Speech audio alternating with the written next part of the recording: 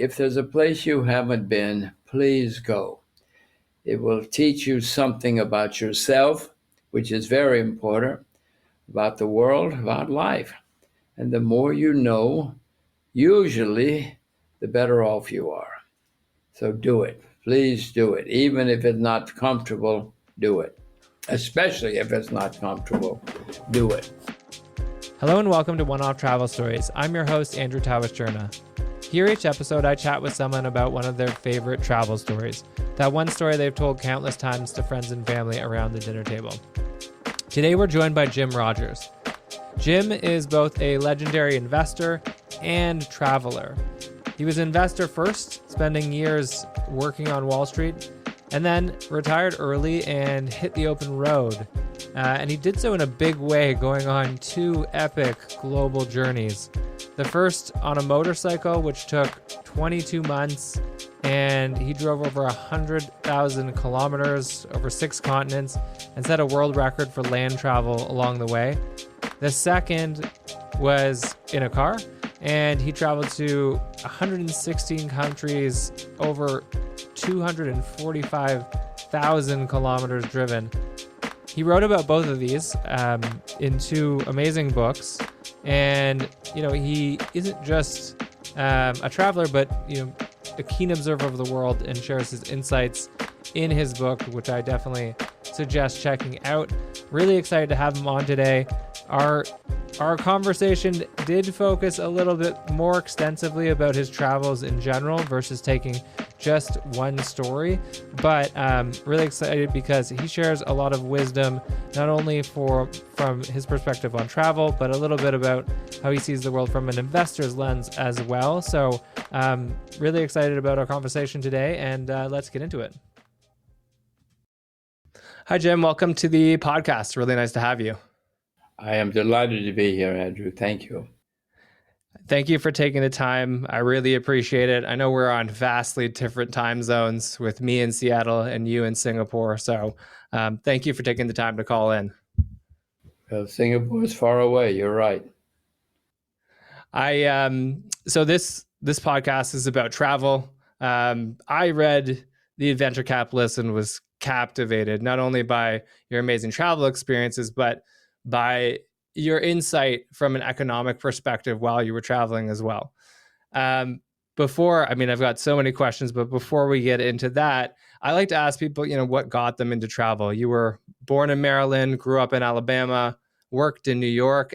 At what point did you decide, hey, I want to travel the world. I want to experience what's out there? Well, Andrew, I grew up in a small town in the backwoods of Alabama. My phone number was 5. That's not a typo, 5, because it wasn't one single digit. So many people grow up there and never leave, which is fine. But I grew up there and went crazy and knew there was a lot more to see, and I wanted to see it all. I retired at an early age so that I could travel and see the world. So I drove around the world twice, once on a motorcycle, once in a car. It's been 5 years trying to see the world. Still haven't seen it all. I think you've seen more than most. By your website, I think it was 116 countries you were at. Yes, that was the second trip. Yes. Oh, that was just the second trip. Wow. So was that always kind of in your heart, in your soul, that you wanted to get out there? Like, you wanted to finish working and start driving, basically? I remember once when I was 16, sitting there in a small village and saying to my girlfriend, gosh, I'm 16 and I've never been anywhere. And she said, oh, I've been there. I've been to Birmingham. I've been to Montgomery. I've been to Mobile. She said, I've been many places. And I realized that we were on a different wavelength. I still want to see more. Are you still, on that note, are you still getting out there as much as you can, traveling when you can and seeing more? Well, yeah, I do, for some reason, get asked to make a lot of speeches around the world. And I love it and I thrive on it, especially because it gets me to go to a different place. I mean, even if the different places, London, Yeah, I still want to go back. So yes, I still like seeing the world. that's great to hear. One of the things that was most captivating, as I mentioned, was the economic commentary as you went. I mean, you've got particular insight from your experience. How did you, thinking about this, combining the two, did that also drive you forward, the interest of learning on the ground? I guess you would talk a lot about investing by getting to know the place on the ground. Well, if you want to invest somewhere, it is good to see it close to the ground. There's no question about that. Then you find out more about what's really happening. At least that's my experience. The more you know, the less likely you are to make mistakes. So all I can say is, Andrew, get in your car and go. Do it. It's funny. The gentleman that recommended your book to me is an old friend of mine. Um, we both actually work in venture capital, and he has been egging me on, trying to get me to do sort of a nautical capitalist style trip. It's Have you ever thought of hitting the waterways and doing a similar trip like that? I have certainly thought of it, and I know many people who have done that. My reason not to do that is because I like the interaction with people and the experiences. You know, if you're traveling on a boat, you're probably not going to meet many people. You're probably not going to stop into a local pub or a local restaurant or have local experiences. And for me, part of the excitement is who knows what's going to happen the next 5 minutes? Who knows what's going to happen the next 10 kilometers? And it's interesting and exciting. Not always good excitement, but it's always exciting. That's a great point. You're right. Open ocean can be quite lonely. Not a lot of folks out there until you hit port, but on the road, God knows what'll happen. On the road, there's always something happening, even if it's just another flat tire. There's always something happening. Yeah, that's definitely true, and that's a great segue, actually. So typically on the podcast, we like to dive in to a travel story, something that pops into your head. The funny thing was, you've been to so many places and probably have so many stories. There's too many to choose from.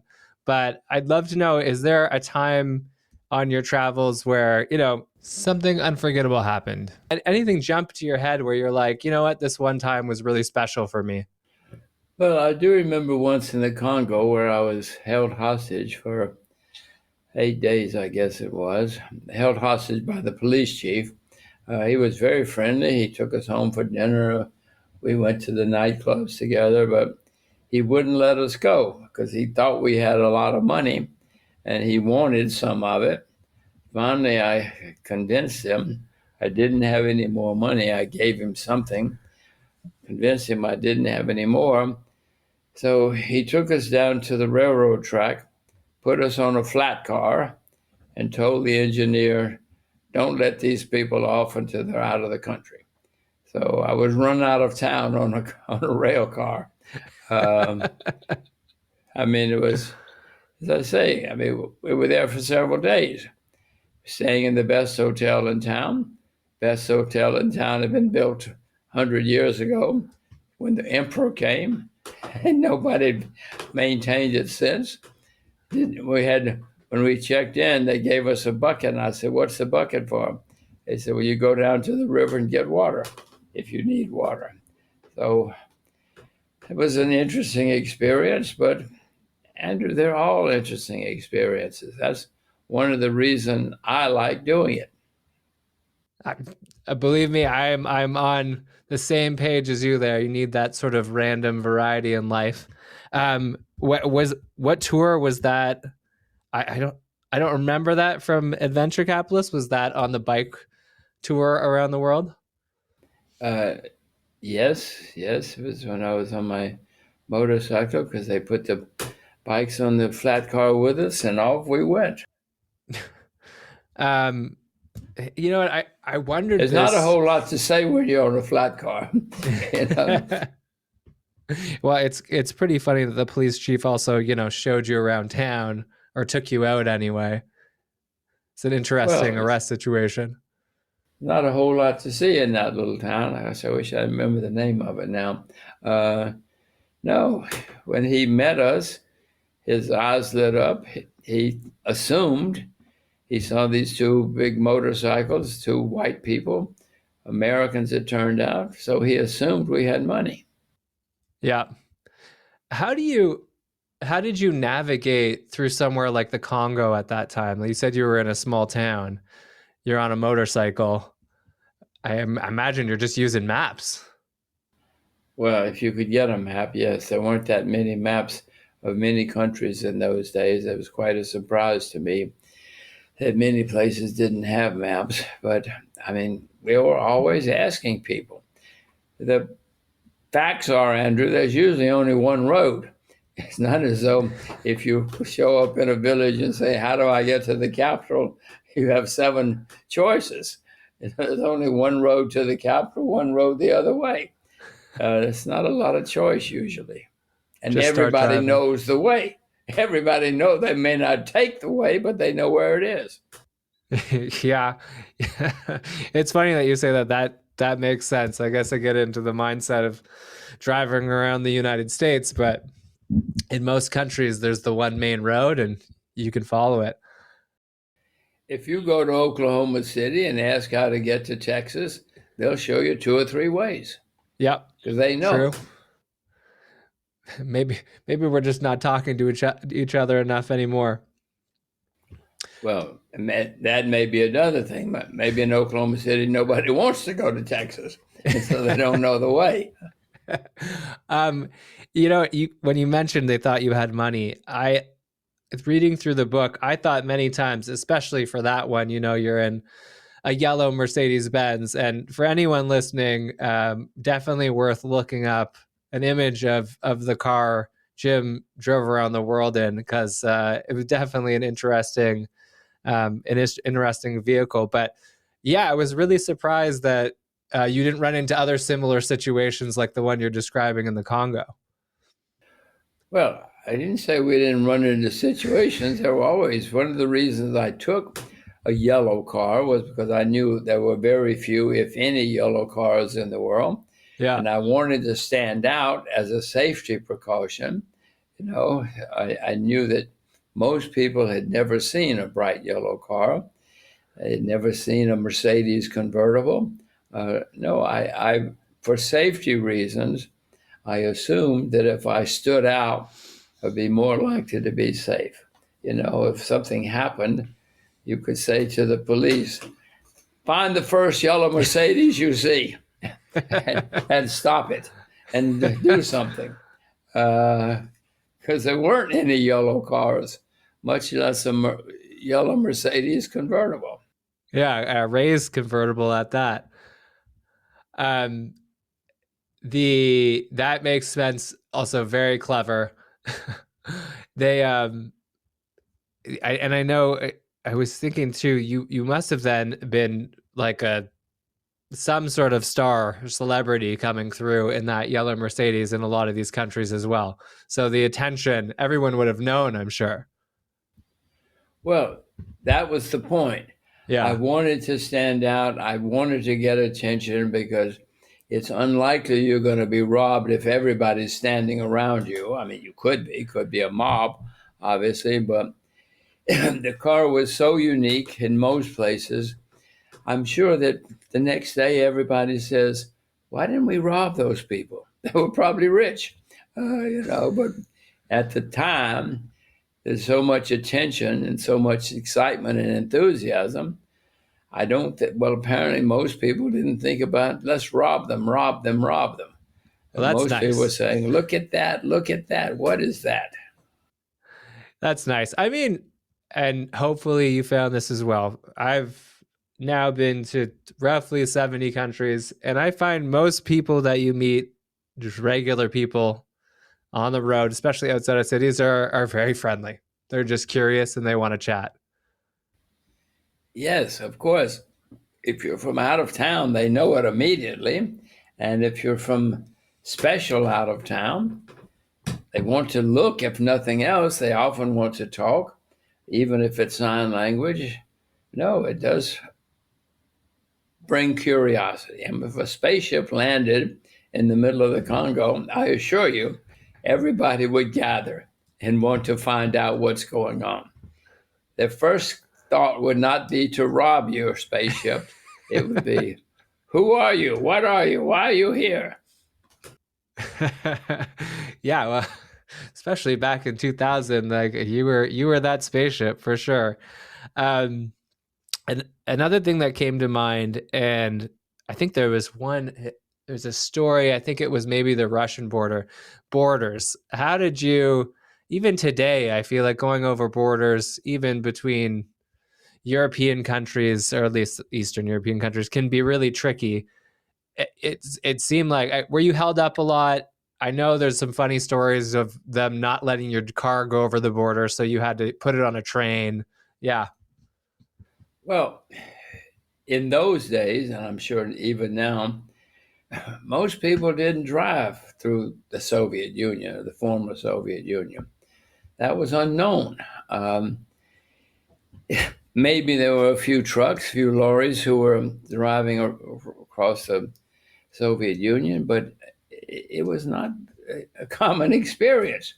There wasn't much tourism out in Siberia in those days. So nearly everywhere we went, we were items of curiosity. And as I repeat, it's better to be an item of curiosity than greed. And maybe the next day they all thought, oh gosh, why didn't we rob them? But when the initial surprise comes, the initial curiosity comes, it's usually the emotion which dominates, at least for a while. I was still alive, so I guess it worked. It certainly did. Did you have any problems with borders, just getting over borders?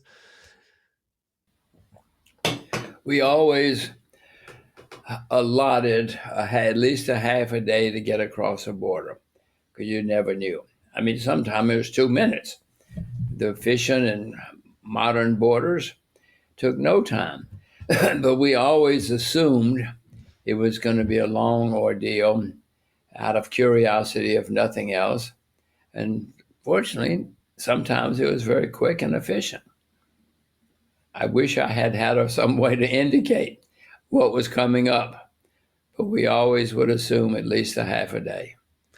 Uh, it seems like that for you was part of the fun, though. You didn't know what was coming up. I mean, borders aren't terribly fun, but it seems like you thrive on the maybe a little bit of that chaos of travel. Well, Andrew, that's part of the reason I did it. I wasn't looking for chaos. I would like for something simple and smooth, but I knew, I came to know anyway, that crossing borders could be a complicated issue. I mean, mainly everybody was curious. What is this? Who are these people? You know, whether it's on the motorcycle or in the Mercedes, people had not, I mean, there weren't that many people showing up in a yellow Mercedes convertible at most borders in the world. Yeah. Most people in the border crossing didn't see a couple of white Caucasians coming along on a motorcycle. It was just not common. No, you were certainly ahead of the time. Um, One of the things that jumped out at me is it seemed like you had a bit of a mental model for, yeah, I guess country economies. You know, if that government, well, one of the things I noticed was, one, if they had gone through hard times and they were coming out of hard times, that you seem to be look at them very favorably. Of course, they needed to be fiscally responsible as well as not corrupt. Has that mental model changed over the years? Well, not for me. One of the things I have learned from my life and from history is if you find a country that's had bad problems and they're being rectified and changed, it's usually a good thing, a very good thing, especially if they're changing for the better.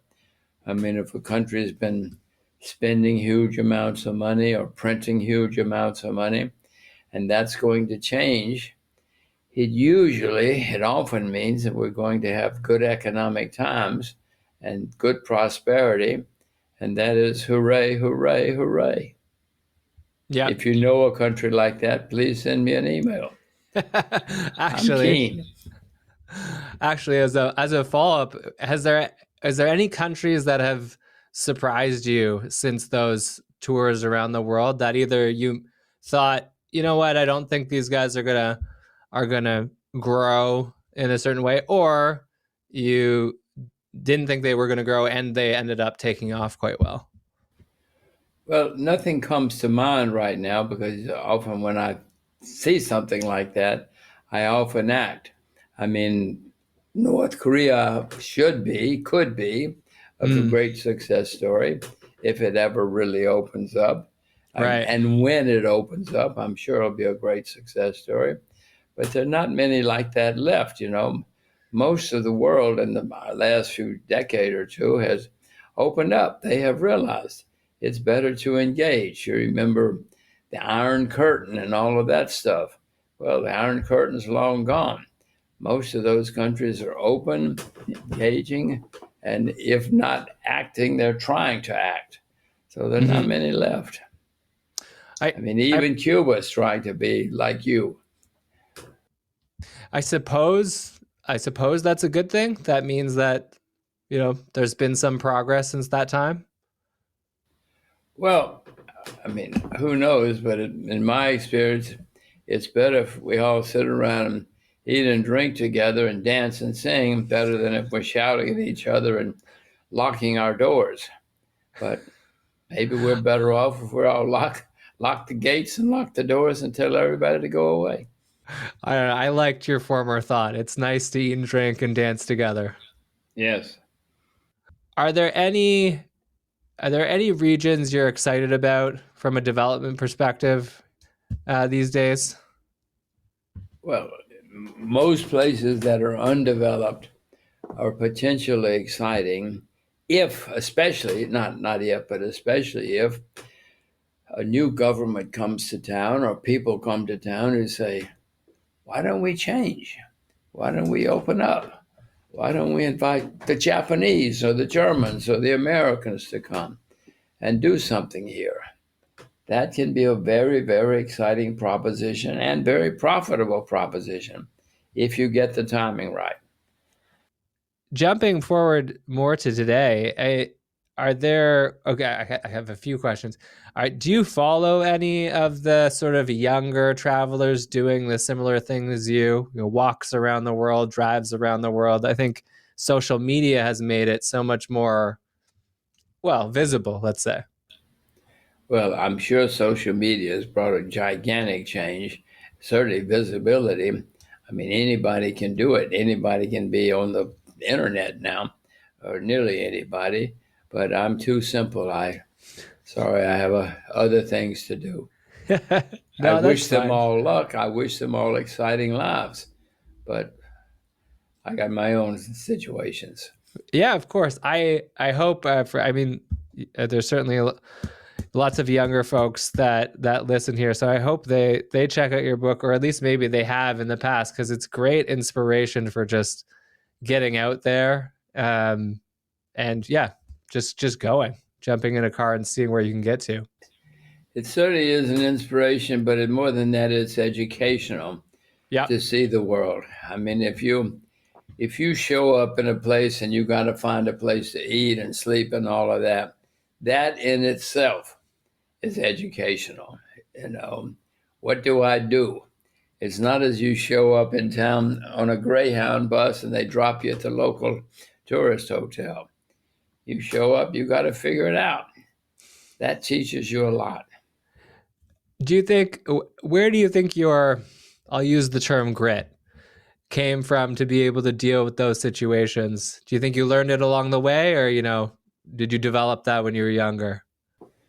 Well, I told you, I grew up in a small town where my phone number was five. Um, I when I traveled, I had to learn very quickly. Oh, what do I do next? So when you have to do something next, you learn very quickly. Yeah. It's trial and error, life on the road experience. I don't have an answer. I wish there were a book I could have read, but the books didn't have the answers.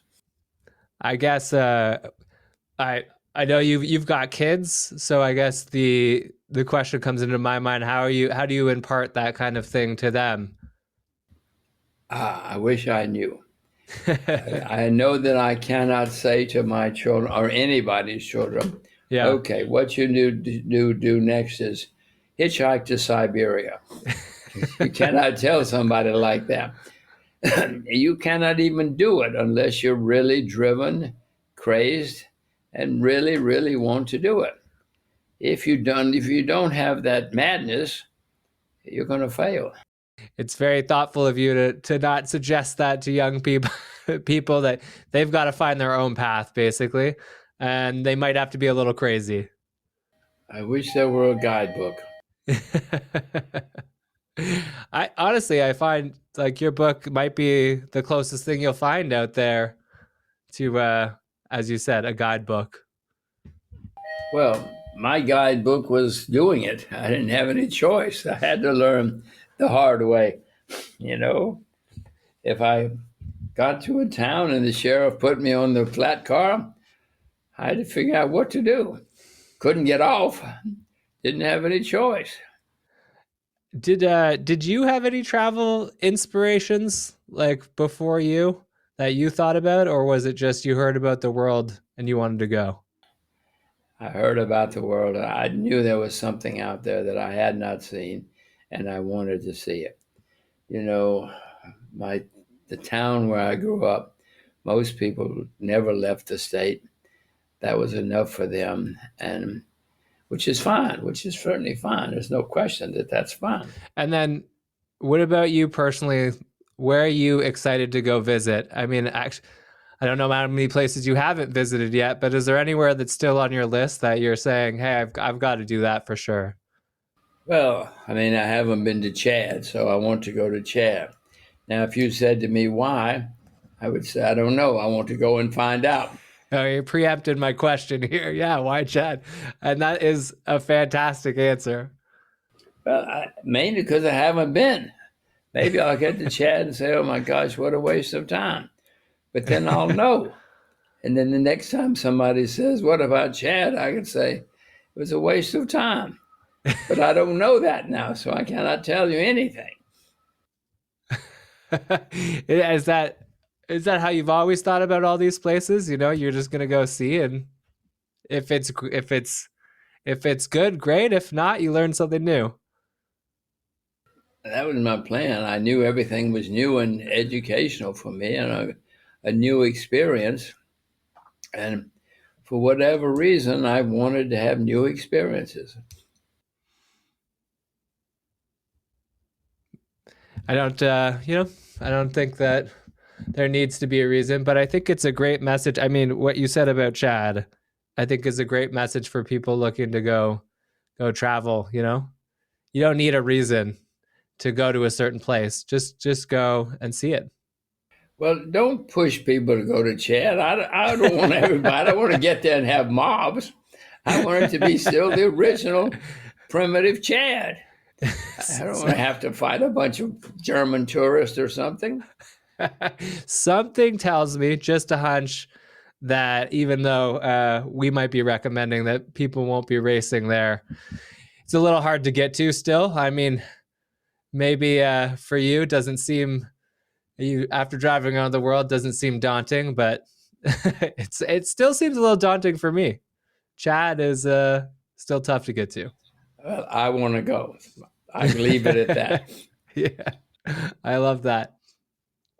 Well, just I think a parting question. I mean, as you said, I really appreciate the thought around not pushing people to travel and like tapping into that little bit of madness. A little, any parting thought to, I guess, you know, younger people who are deciding, hey, I want to drive around the world.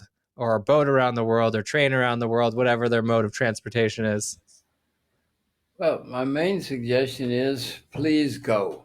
Go somewhere, even if it's 2 or 3 countries away. If there's a place you haven't been, please go. It will teach you something about yourself, which is very important, about the world, about life. And the more you know, usually, the better off you are. So do it. Please do it. Even if it's not comfortable, do it. Especially if it's not comfortable, do it. I love that. I appreciate it. Can't echo it enough. Jim, thank you so much for your time and joining me today. Thank you, Andrew. My experience, my pleasure, my delightful pleasure. Thank you. Thanks. See you in Chad. Thank you. See you in Chad. Bye-bye. A big thank you to Jim for coming on the podcast and sharing not only some funny and amazing travel stories, but also a lot of wisdom from an extensive career of traveling around the world. If you want to learn more about Jim and find his books, you can find them at jimrogers.com. And as always, if you've got an amazing travel story that you want to tell, you can find me at oneofftravelstories.com.